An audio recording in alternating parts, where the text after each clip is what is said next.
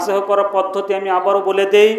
অজু করার অবস্থায় আপনি যখন মোজা পরিধান করবেন, পরবর্তী একদিন এক রাত আপনার জন্য যারা মুকিম অবস্থায় বাড়িতে অবস্থান করেন তাদের বিধান রয়েছে। শীতকালে আল্লাহ রাব্বুল আলামিন দয়া, আল্লাহ চান যে আমার বান্দাদের ওপর এমন কোনো বিধান আমি দেই নাই যে বিধান আমার বান্দাদের জন্য আমল করা, আদায় করা কষ্টকর হবে।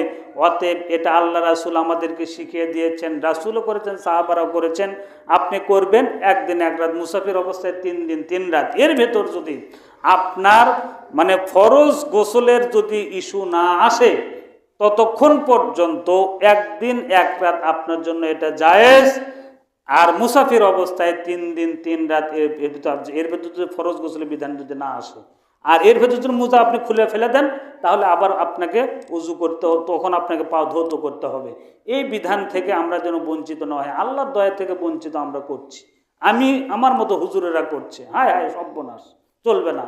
অতএব এখান থেকে বের হয়ে আসতে হবে, এই ভ্রান্ত ভুল আকীদা থেকে আমাদেরকে বের হয়ে আসতে হবে। আল্লাহ রাব্বুল আলামিন আমাদের সবাইকে আল্লাহর দয়া নিয়ে ইবাদত করার তৌফিক দান করুন। আল্লাহুম্মা আমিন।